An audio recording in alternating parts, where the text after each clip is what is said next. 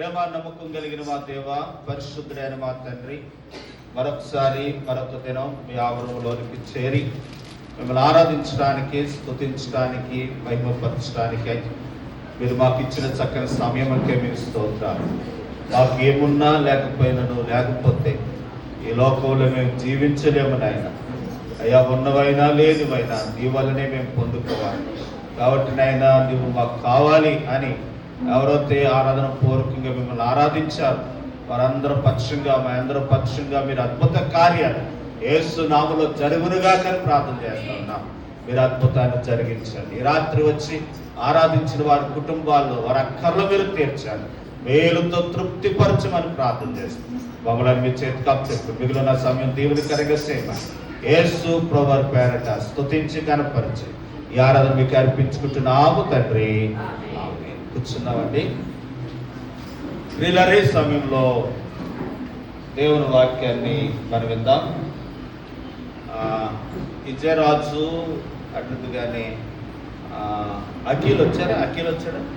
కొంచెం ఆకారం ఏం చేయాలంటే మీరు ఈ కంజులు, డ్రమ్ములు అవన్నీ అలా వదిలేసి వెళ్ళిపోతున్నారు ఎక్కడ. కొంచెం ఆకారుని ఇవన్నీ చక్కబెట్టిన రోజు కనుక మీరే మాకు అన్ని విధాల ముందుండాలి, ప్రతిరోజు సాయం చేయాలి, ప్రతి విషయాల్లో మీరు ముందుకు రావాలని కోరుతా ఉన్నారు. కనుక ఆకారుని కొంచెం ఇవన్నీ చక్కబెట్టే విషయంలో, ఈ మైకులన్నీ ఒక చోట పెట్టే విషయంలో విజయరాజే కదా ఎవరైనా సహాయం చేయొచ్చు, కానీ పేరు చెప్పేద్దరిని అనుకుంటే బాగుంటుందని బాధ్యతగా వారికి బాధ్యత ఉంటుందని ఇద్దరు పేర్లు చెప్తున్నాను. మెంటి విజయరాజు అత్యంత కానీ అఖిల్ వీరిద్దరూ కూడా కొంచెం ఆ పనుల్లో సహకరించాలని, ఏ పనున్నా సహకరించాలని మిమ్మల్ని కోరుతా ఉన్నాను. అలా చేస్తే దేవుడు మీ కుటుంబంలో అద్భుతాలు దేవుడు చేస్తాడు. అటుగా దేవుడు మీకు సహాయం చేయను గాక. ఆమె తెల్లారి మళ్ళీ రేపు కొరకు మళ్ళీ సిద్ధపరచడానికి, తొడవటానికి, చేయటానికి బాగుంటుంది. ఇవన్నీ ఎక్కడెక్కడ ఎన్నో పక్కకు చేరిస్తే, కాబట్టి ఆ విషయాల్లో మీరు సహకరించాలని కోరుతా ఉన్నాను. మంచిది. ఈ సమయంలో వీళ్ళారా దేవుని వాక్యాన్ని మనం విందాం. మరి ఈరోజు అమ్మగారు వాక్యం చెప్తారు కాబట్టి వారు చెప్తూ ఉంటుండగా శ్రద్ధగా దేవుని వాక్యాన్ని మనం విందాం.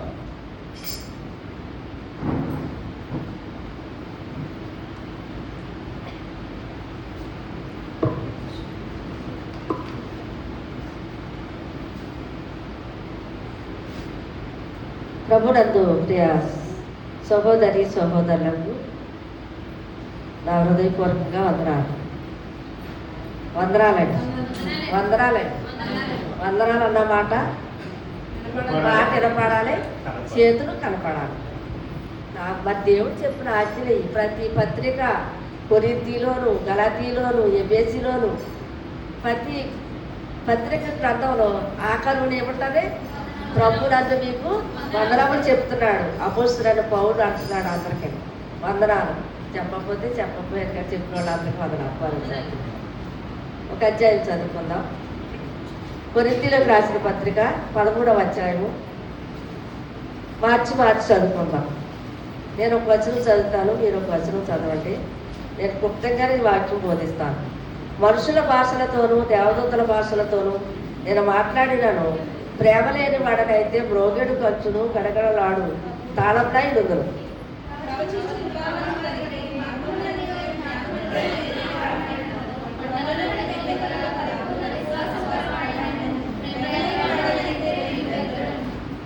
పేదల పోషణ కొరకే నా ఆస్తి అతివిచ్చినను, కాల్చబడుటకు నా శరీరమును అప్పగించినను, ప్రేమ లేని వాడనైతే నాకు ప్రయోజనం ఏమీ లేదు.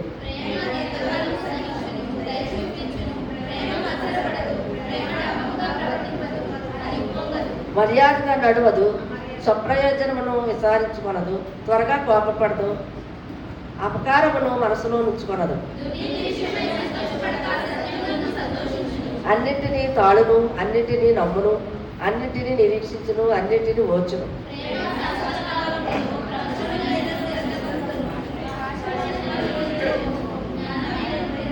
మనము కొంత మట్టుకు ఎరుగుదము, కొంత మట్టుకు ప్రవచించుతున్నాము కానీ నేను పిల్లవాడనై ఉన్నప్పుడు పిల్లవాని మాట్లాడి తిని, పిల్లవాని వలె తలంచి తిని, పిల్లవాని వలె యోచించి తిని, ఇప్పుడు పెద్దవాడనై పిల్లవాని చేష్టలు మానివేసి తిని.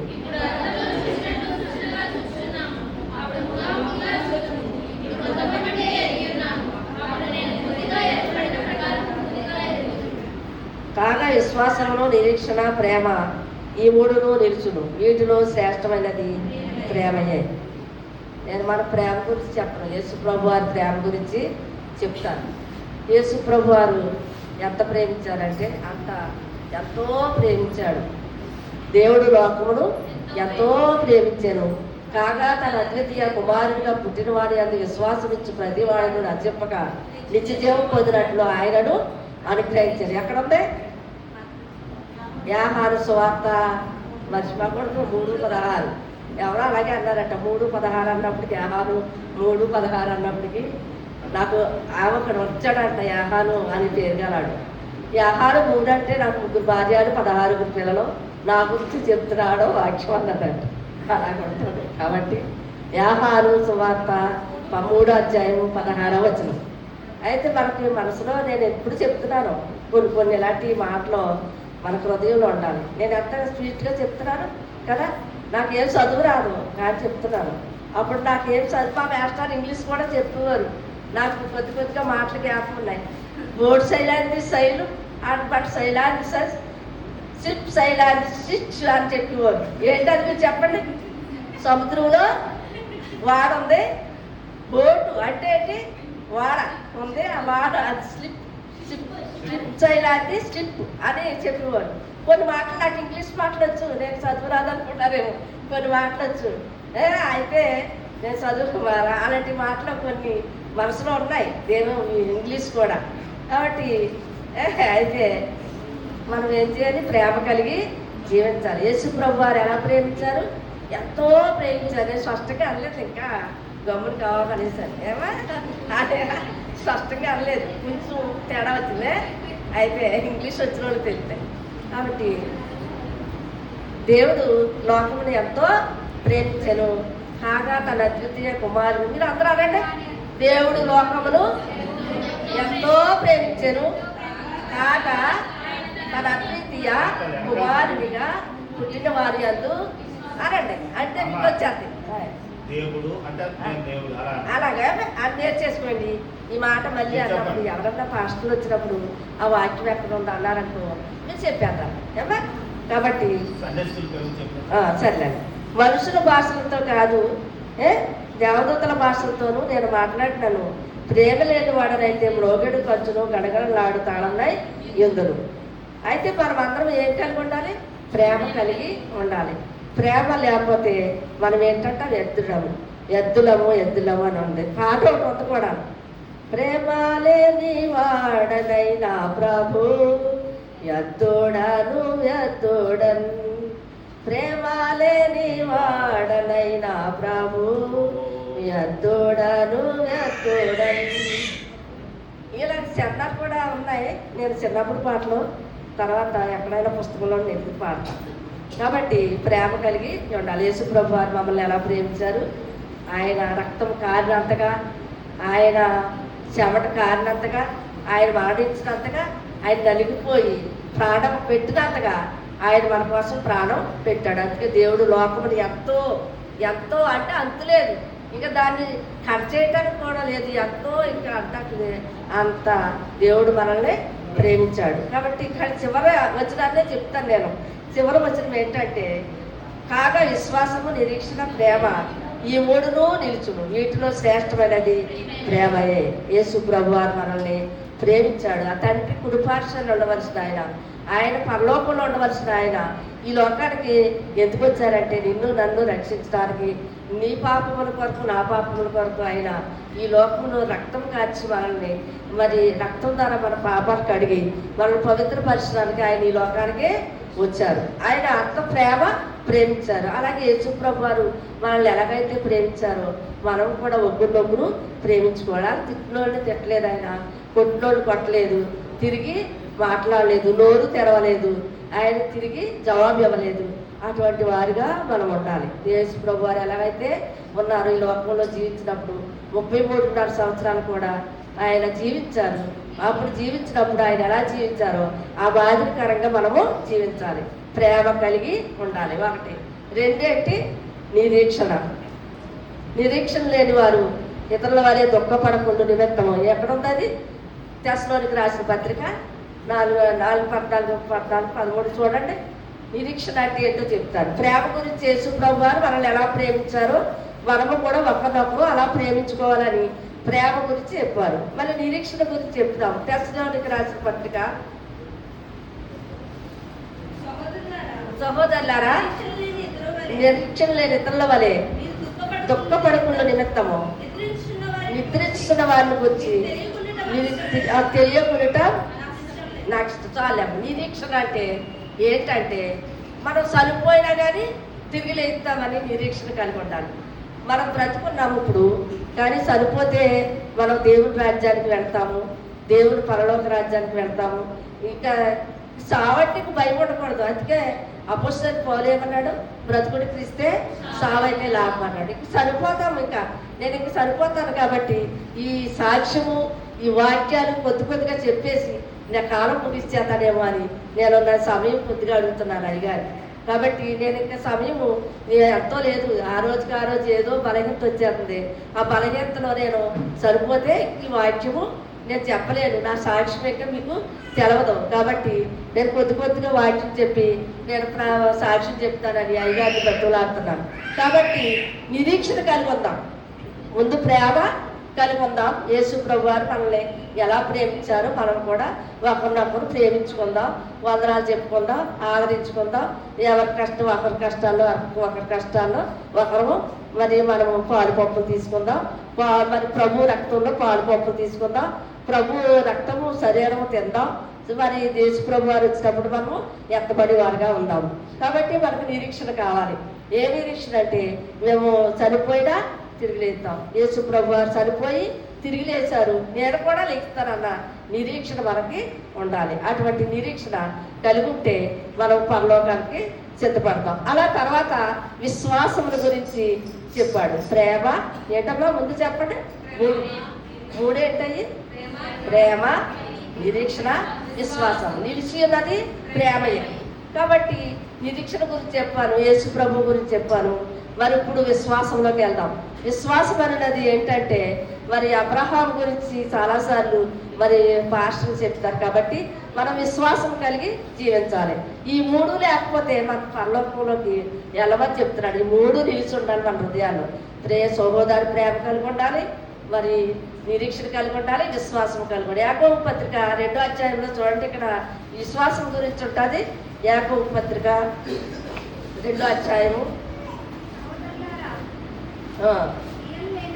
క్రియలు లేనప్పుడు ఎవడైనాను నాకు విశ్వాసము కలదని చెప్పిన ఎడల ఏ ప్రయోజనం?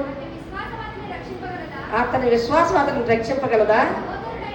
సహోదరుడైనను సహోదరి అయినో ఆనాటికి భోజనము లేక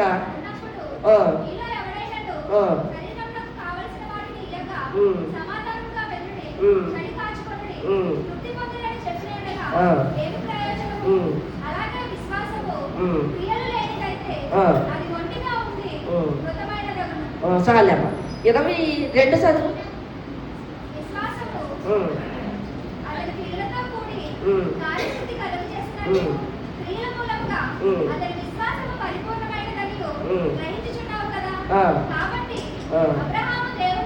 అబ్రహాము దేవుని నమ్మెను, అది అతనికి నీతిగా ఎంచబడాను.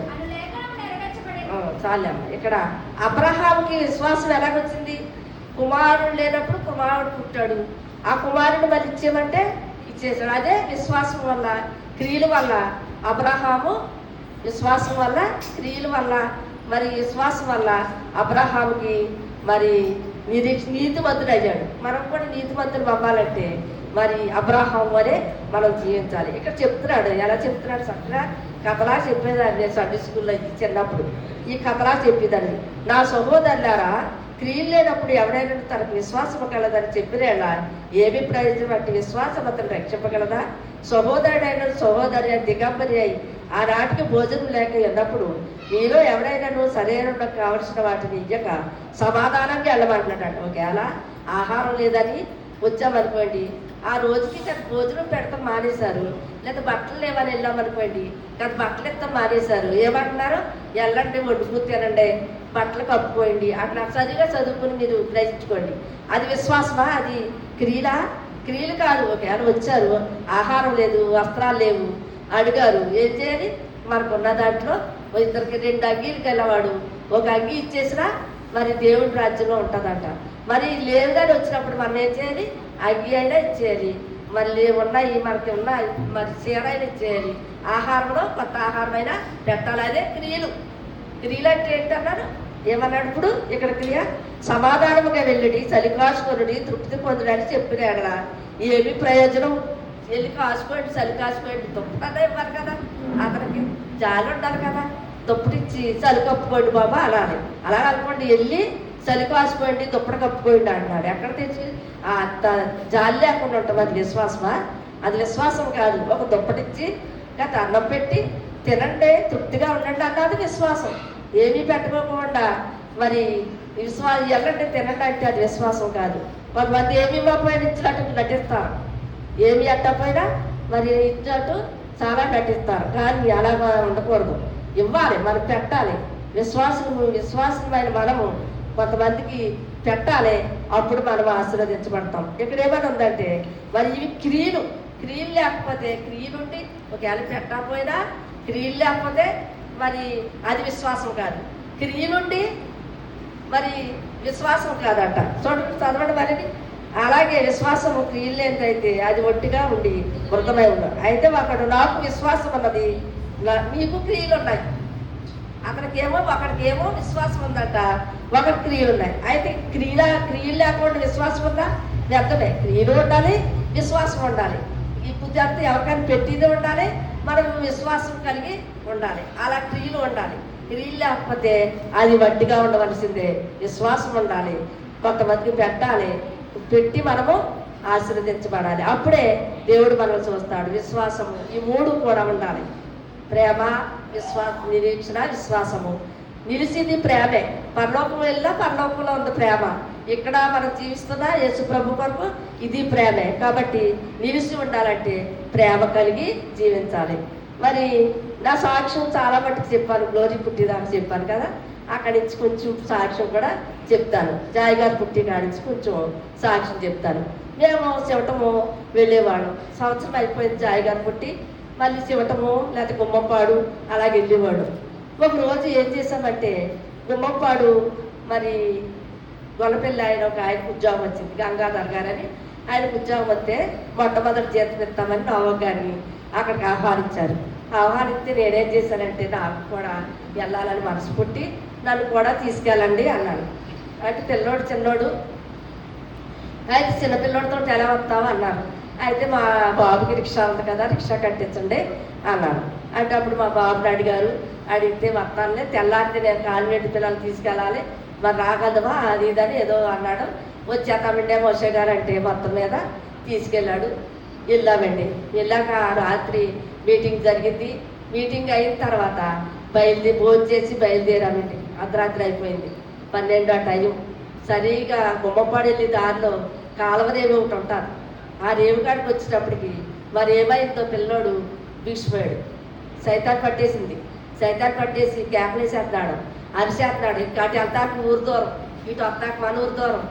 ఇంక ఏం చేయాలో మాకు అర్థమవుతా లేదు. అప్పుడు ఇంకా మరి జడిసిపోతున్నాం. అయితే జడిసిపోతుంటే మరి లేచి ఆ తర్వాత ఇది దెయ్యం శాస్త్రలు అయ్యి అని మా నావక్ గారు అప్పుడు ప్రార్థన చేశారు. ఇది దెయ్యం శాస్త్రం, ఈ దెయ్యం ఆవరించేసిందని గట్టిగా మా బాబు, నేను, నావక్ గారు ప్రార్థన చేసినప్పటికీ ఆ దెయ్యం విడుదల అయిపోయింది. అది కాళ్ళలో ఎవరైనా చనిపోయిన వాళ్ళు, కాళ్ళలో చనిపోయిన వాళ్ళు కాలం అప్పచెప్పాలంట. సముద్రంలో చచ్చిపోయిన వాళ్ళు సముద్రం అప్పచెప్పాలి దేవుడు వచ్చినప్పటికి. అలాగే కాళ్ళలో ఉన్న ఆ యొక్క ముద్రదేవ దేహాలు, ఆ దెయ్యాలు పిల్లోని ఆవరించేటప్పటికి రిక్షా కదులుతా లేదు. రిక్షాలో కూర్చున్న మా ఆయన, నేను, మా బాబు లాగలేకపోతున్నాడు. రిక్షా కదులుతా లేదు. అప్పుడు ప్రార్థన చేసుకున్న ముగ్గురు లేచి ప్రార్థన చేసుకుని దేవుడు స్తుతించిన తర్వాత కొద్దిగా కదిలింది రిక్షా. కదిలేటప్పటికి ఇలా మంటపా కొత్తకి ఇలా దారి లేదని దానికి గేట్ కాడిచ్చి మొత్తానికి ప్రయత్నం చేసాం. గేట్ కాడికి వచ్చేటప్పటికి రైలు గేట్ వేసేసారు. అదేమో అతనేమో గేట్ వేసేసి అక్కడికి ఎవరు రారని ఆయన నిద్రపోతున్నాడు. వాళ్ళు అప్పుడు ఆయన్ని కేకేసుకుని మొత్తం మీద గేటు దాటి వచ్చాం. బయటకు వచ్చి మరి ఏలుపూరు వచ్చేటప్పటికి మళ్ళీ శవము, ఆ ఏలుపూరు కాడ శవము కాలిపోతుంది. కాలిపోతుంటే అక్కడ కొంచెం మళ్ళీ గాలి సోకింది. మళ్ళీ సోకి పిల్లోడు మాట్లాడతలేదు. ఓహో ఇక్కడ కూడా దెయ్యం ఆవరించిందని అక్కడ కూడా మళ్ళీ ప్రభువుని స్తుతించి ప్రార్థన చేశాం. ప్రార్థన చేసినప్పుడు మళ్ళీ దెయ్యము వెళ్ళిపోయింది. అప్పుడు మళ్ళీ ఇంటికి చేరుకున్నాం. అలాంటి కార్యాలు దేవుడు మా పట్ల ఎంతో చేశారు. దేవుడు అప్పుడే మరి ఈ పిల్లోడు చనిపోయి ఉంటే లేకపోతే దేవుడి సేవ జరిగిన అయితే దేవుడి పని జరుగుతాకి ఈ పిల్లోడిని దేవుడు బతికించుకున్నాడు. ఆ రోజు అలాంటి అద్భుతం దేవుడు మా పట్ల, కుమారుడి పట్ల దేవుడు చేశాడు. అలాగే జరిగిన తర్వాత మళ్ళీ మేము చివట వెళ్తున్నప్పటికి వెళ్ళి వస్తున్నామండి. వచ్చేటప్పటికి బయటపారులో మరి 2 శవాలు కాలుతున్నాయి. ఎక్కడ ఇది వరకు బైపాస్ లేదండి. ఇప్పుడంటే బైపాస్ ఉంది, అప్పుడు బైపాస్ లేదు. బైపాస్ లేకపోతే కాలం కొట్టంట అక్కడ రైలు పట్టాలంట నడిచెళ్ళేవాడు. నడిచెళ్ళి గొట్టెక్కి ఆ పక్క అంటే అలా తిరిగి కాలం అవతలకి వెళ్ళేవాడు చివటం. ఇంకా అప్పటికి ఇంకా రాష్ట్రపతి ఆడ ఎక్కడవలేదు. అప్పుడు మేము మళ్ళీ 2 శవాలు కాలుతున్నాయి. అక్కడ ఆనుగ్ గారి ఇంటికి ఇల్లు తెలుసా అందరికీ. ఆనుగ్ గారి ఇంటికాడి నుంచి వచ్చినప్పటికి అక్కడ ఉంటుంది సమాధి కార్యక్రమాలు అన్నీ కూడా. అక్కడ శవాలు 2 కాలుతున్నాయి అర్ధరాత్రి. అయితే మన ఆవుగ్ గారు కొంచెం ఎక్కడికి అడుగులేస్తున్నాడు కానీ నేనైతే గబాబా ముందుకి దబా అడుగులేసేసి గబాబా రోడ్డు ఎక్కేసాం. కాబట్టి అటువంటి ప్రమాదకరమైన సేవ చేశాము. అటువంటి సేవ చేసినప్పుడు దేవుడు మమ్మల్ని ఎంతవరకు కూడా సజీవులుగా ఉంచాడు. ఎంతో అద్భుతమైన కార్యాలండి ఇవి. మరి దేవుడు చేసిన అద్భుతాలు మరి కంటికి కనబడవు, చెవికి వినబడదు, హృదయానికి గోచరం కాదు. దేవుడు ఎన్నో అద్భుతాలు మా పట్ల ఆయన చేశారు. అలాగే మరి ఇంకా వస్తున్నాం కానీ ఇంకా సువార్త ఇంకా ప్రకటిస్తూనే ఉన్నాము. ఆ తర్వాత కొంచెం పిల్లలు ఎదుగుతున్నారు, చిన్న పిల్లలు. రాష్ట్రపతి లాదేంద్ర గారు, ఇంకా చాలామంది బాపిరాజు, అదే మరి కొంతకాలం జగన్ గారు కూడా కొంతకాలం వచ్చారు ఇందులోకి. ఇక్కడ మామిడి చెట్లు ఉంటే ఆ మామిడికాయలు తెచ్చి ఇక్కడ గుళ్ళో కట్టేసేవారు ఈస్టర్ వచ్చినప్పటికి. అలాగే చాలామంది కుర్రోళ్ళు, శ్యామ్ గారు ఎంతమంది. మళ్ళీ ఈ చిన్నపిల్లలు అందరూ కూడా ఎంత పిల్లలు అయ్యేటప్పటికి మా తోటి చివట మొత్తం మొదలెట్టారు. అక్కడి నుంచి చివటం వెళ్తాము, చివటం నుంచి వస్తాము, వాళ్ళు పండి రిక్షాలో పెట్టేసుకుని తింటాము. అవి తింటా అలాగ వచ్చేవాడు. మరి అంత సేవ జరిగింది. అప్పుడు అసలే ప్రారంభంలో మరి ఎవరో లేరనుకున్నాం కానీ ఎంతోమంది సేవ చేశామండి. ఎంతమందో మన సంఘంలోకి వచ్చి వెళ్ళిపోయినాడు. అయితే మొట్టమొదటి వాళ్ళు అప్పారావు గారు, మరి అబద్ధం వాళ్ళన్నీ వాళ్ళ వదిన మరి సూర్యుడు అప్పారావు గారు, మరి ఇంకా కొంతమంది చాలామంది ఉండేవారు అప్పట్లో సేవలో మన సంఘంలో. అటువంటి సేవ జరిగించాము. వాళ్ళు ఊరెళ్ళిపోయారు. అప్పుడు ఏమైందంటే చెరుగు ఆటలకు వచ్చేవారు. చెరుగు తోటలో మరి షుగర్ ఫ్యాక్టరీ ఆడేది. అప్పుడు ఎక్కడి నుంచి పిఠాపురం నుంచి అందరూ ఇక్కడికి వచ్చేవారు. వాళ్ళందరూ మన ప్రాంతానికి వచ్చేవారు. అలాగా మందులు నిండిపోయేది. అప్పుడు వచ్చినప్పుడు మరి మనుషులంతా కిటకిటలు ఆడుతూ ఉండేవారు. ఈగలు కూడా అలాగే కిటకిటలు ఆడుతూ ఉండి ఏంట్రే చెరుకు కర్రలు వచ్చి ఊరంతా చెరుకు కర్రలే. మరి చెరుకు పిప్పి ఇదంతా దీనికి ఏం చేయిందంటే ఏకడో ముసిరేసింది. అంత అలాగా అటు సేవ చేశాము. ఈలోగా మరి మాది మేము ఇంత సేవ జరిగిన తర్వాత ఏం జరిగిందంటే గేదెలు మరి ఇస్తున్నారు గవర్నమెంట్ వాళ్ళు. గేదెలు ఇస్తుంటే మాకు కూడా ఒకటి రాయండి మా ఆయన వెళ్ళి ఒకటి రాయించుకున్నారు. ఒకటి రాయించుకునేటప్పటికి రాసినప్పుడు అక్కడ అన్నారంట మా ఆయన గారిని, ఏ పెట్టి పెంచుతావరా నువ్వా అన్నారంట. గడ్డి ఆడతావా లేకపోతే ఆ కాగితాలు ఆడతావా అంటే నేను ఏదో పెడతానులే అని మొత్తం మీద లోన్ రాసేసుకున్నారు. గేదెని తీసుకున్నారు. ఆ గేదె మరి ఎలా పెంచాలనుకుంటే ఆ యొక్క చెరుకు ఫ్యాక్టరీ కాడికి వెళ్ళి చెరుకు కట్టల ఆకులు తెచ్చి ఆ ఆకులు గేదెలకు వేసి ఇప్పుడు కూడా తెచ్చేసేవారు. అప్పుడు కూడా అందరికీ గేదెలు ఉండేది మన పేటలో. అలాగ గేదెని పెద్ద చేసాం. గేదె పెద్దదయ్యాక కుంచుడు పాలు ఇచ్చింది ఈయన. ఆ కుంచుడు పాలు మరి ఎలాగా అమ్మాలో నాకు తెలిసింది కాదు. అలాగా కుంచుడు పాలు వ్యర్థం చేసేసేదాన్ని. అలాగా మళ్ళీ బాతులు పెంచేవాడు, కోళ్ళు పెంచేవాడు. మరి మా ఇంటికే వచ్చేవారు కోళ్ళు కావాలన్నప్పుడు. అంత కష్టపడి మేము సేవ చేసామండి. అవన్నీ పెంచుకొని బ్రతికేవాడు. కోళ్ళు పెంచుకోడు, మరి బాతులు పెంచుకున్నాం. బాతులు పెంచుకుని చక్కగా పెరుగుతున్నాయి, చక్కగా గుడ్లు పెడతాయి అన్నప్పటికీ ఇదంతా చేనండి ఉడుపు చేను. ఆ ఉడుపు చేను ఎవరో ఒక ఆయన మరి మక్తాకి ఇచ్చుకుని ఉడుపు ఊడ్చాడు. ఆ ఉడుపు చేలోకి వెళ్తుందని మనం పెట్టేశారు. బాతులు చనిపోయాయి. అలాంటి కష్టపడి మేము అలాగే దేవుని సేవ చేసాం. ఈనాటికి కూడా మేము కష్టపడుతున్నాం. మా అబ్బాయి నేను కూడా మరి ఎక్కడికైనా వెళ్ళిపోతాం. విజయవాడ కూడా బండిలో వెళ్ళిపోతాం. దేవుని సువార్త నిమిత్తము మేము ఎక్కడికైనా వెళ్ళి దేవుని పని చేస్తూ ఉన్నాం. ఇటువంటి సేవ చేసి చేసి ఇంకా దేవుని పరిపూర్ణంగా అవ్వాలంటే మనం ఇంకా దేవుని సేవ చేయాలని. ఇంకా ఈ జాయ్ గారి దాకా చెప్పాను. దేవుడు ఎంతవరకు ఈ సాక్ష్యాన్ని మనం ఉన్నది ఇంకా ఉన్నాయి కాబట్టి మరోసారి చెప్తాను. కాబట్టి మనం ఏం కలిగి ఉండాలి? నిరీక్షణ, ప్రేమ, విశ్వాసం కలిగి ఉండాలి. ఈ మూడు కూడా ఉంటే మనం ప్రభు రాజ్యంలోకి వెళ్తాం. ప్రభు రాజ్యంలో ఉండాలంటే దేవుని అందు భయభక్తులు కలిగి ఉండాలి. ఒక ఆవిడ మన ఊర్లో ఒక సోరమ్మ గారు అని ఉండేవారు. ఆవిడ సువార్త చెప్పాలంటే ఏం చేసిందంటే, మీకు ఆవిడ ఎవరికైనా తెలిసేమో నాకు తెలియదు. ఆ సోరమ్మ గారు పెరుగు అమ్ముకుని తట్లో పెట్టుకుని పెరుగు వీధులంటా వచ్చింది. ఏం పాట పాడిందంటే, పెరుగు పెరుగోయమ్మ పెరుగో, నేను దేవుని కృపలో పెరుగో. ఏమది? పెరుగు పెరుగోయమ్మ పెరుగో, నేను దేవుని కృపలో పెరుగో. దేవుని కృపలో పెరగాలి మనం అని ఆవిడ సువార్త చెప్తూ వెళ్ళింది. పాలు పాలోయమ్మ పాలో, నేను దేవుని పాలయ్యాను. పాలు పాలోయమ్మ పాలో, నేను దేవుని పాలయ్యాను అని తాత స్వార్థ చెప్తా. పెద్దలా ఉంటుంది, నెత్తి మీద పెరుగు తట్టెట్టుకునేది. స్వార్థ చెప్పుకుంటా వెళ్ళేది.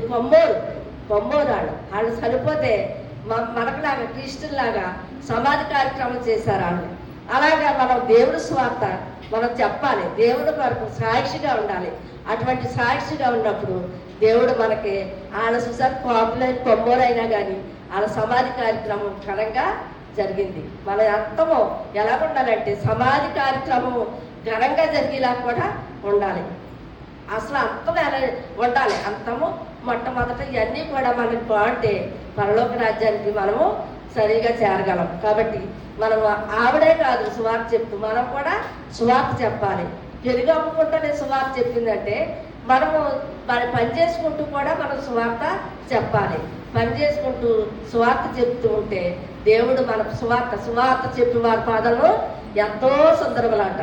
అటువంటి సుందరములుగా మారాలంటే మనం దేవుని సువార్త చెప్పాలి. మన ఇంటికి వచ్చిన పని వాళ్ళకి చెప్పాలి.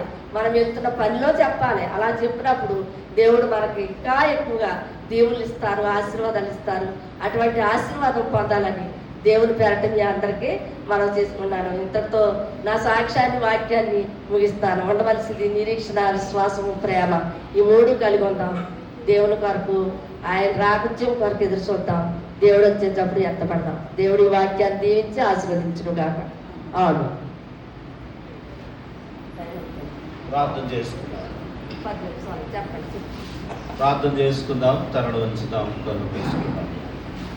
ప్రియులరే, రాత్రి వరకు ఆయన సన్నిధి మనతో ఉంచి మనల్ని ఎంతగానో కాపాడి ఆయన కృపగల హస్తాల కింద భద్రపరిచి మనకి తోడై ఉండి మనల్ని నడిపిస్తున్న దేవాతి దేవుని బట్టి మనం దేవుని స్తుతిద్దాం. ఈరోజు దేవుడు మాట్లాడిన మాట ఎంత మనము భాషలో మాట్లాడినా, ప్రవచించేవారికి ఉన్నా, ప్రార్థన చేసేవారికి ఉన్నా, పాటలు పాడేవారిగా ఉన్నా, ప్రేమ లేకపోతే వెద్దుడివే. ఆ ప్రేమ ఎలా ఉండాలంటే క్రియల రూపంలో కనపరచాలి. క్రియ అనగా చేతలు అంటే పెట్టటం. ప్రేమించటం అంటే మన దగ్గర ఉన్నది ఇతరులకు పెట్టటం. కనుక ప్రేమిస్తున్నానని చెప్పటం కాదు, కానీ ఇతరులకు మన చేతల ద్వారా ప్రేమ చూపించాలి. అది నిజమైన క్రియ. అది దేవుడు చూస్తాడు. ఇక్కడ దేవుని నమ్మిన మనము ప్రభు మనల్ని ఎలా ప్రేమించాడు, మనం ఇతరులను అలా ప్రేమించాలి. 1. 2, నిరీక్షణ లేని వారి వల్లే మనం ఉండకూడదు. నిరీక్షణ మనం కలిగి ఉండాలి. ప్రియులారా, ఎప్పుడైతే దేవుని నమ్ముకున్నామో మనం నిరీక్షణ కలిగి ఉన్నాం. ఈరోజు చనిపోతే పరలోకానికి వెళతాం. 2. 3వది దేవుని యందు విశ్వాసం ఉంచాలి. ఇక్కడ కూడున్నామని అంటే దేవుడు మనకు మేలు చేస్తాడని విశ్వాసం ఉంచాలి. దేవుని మందిరానికి వెళ్తున్నామని అంటే దేవుడు మనకు సహాయం చేస్తాడని విశ్వాసం ఉంచాలి. విశ్వాసం లేకుండా ఏం పని చేసినా అది వ్యర్థమే. బైబిల్ వాక్యంలో ఉంది, విశ్వాసము లేకుండా చేసింది అది పాపం అంటారు. విశ్వాసము కానిది పాపం అని రాయబడింది. కాబట్టి ఏది చేసినా దేవుని అందు మనం ఏముంచాలంటే విశ్వాసం ఉంచాలి. అలాగే విశ్వాసం ఉంచి దేవుని సహాయం కోరుకుంటూ ఆయన సన్నిధానంలో ప్రార్థన చేద్దాం. వీళ్ళరా ఈ సమయంలో హేమలతక్క వారు ప్రార్థన చేస్తారు. వారి ప్రార్థనతో మనం ఏకీభవిద్దాం.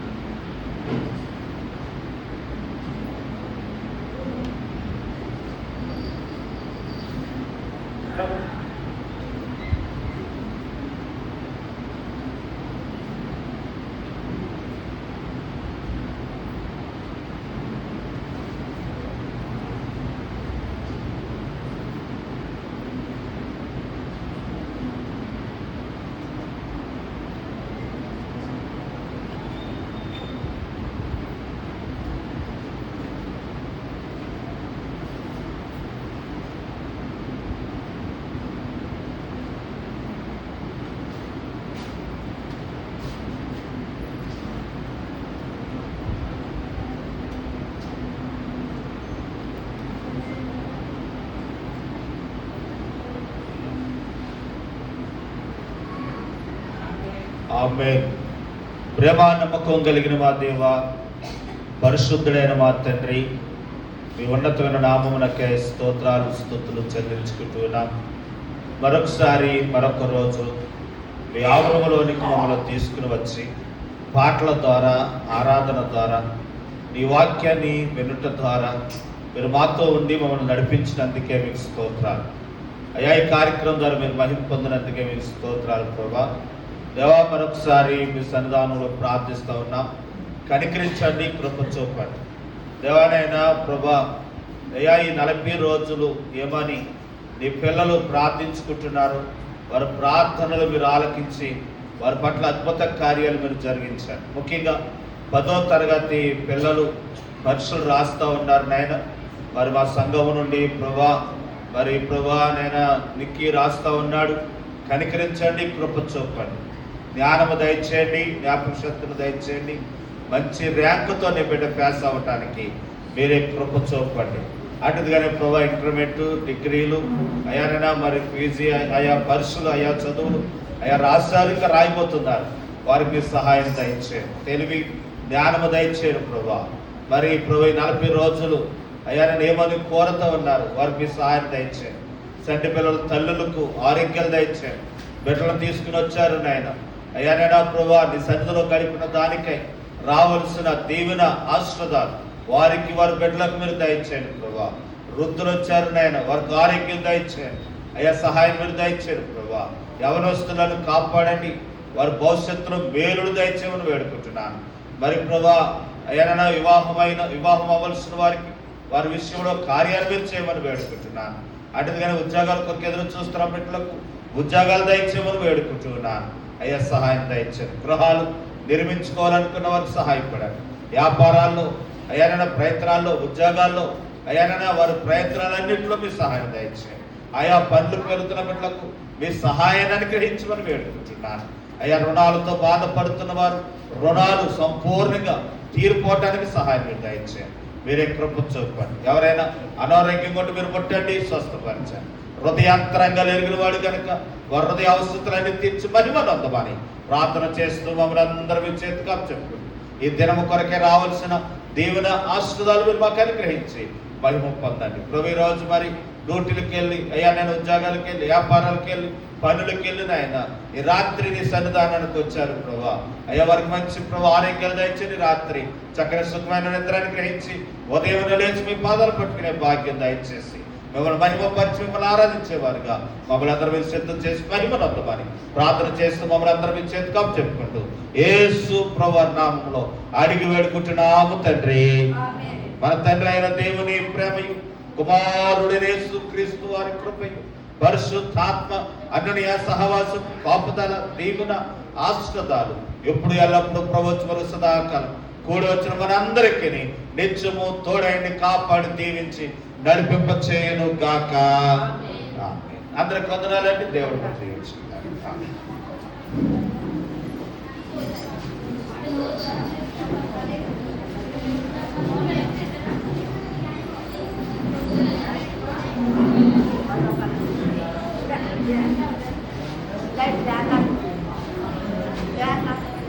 आप तक जरा जा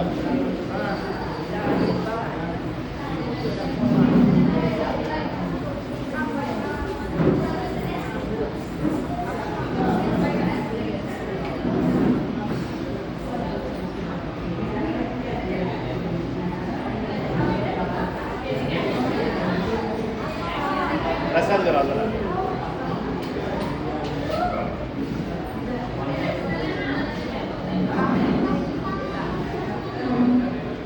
విజయరాజు గారు మాట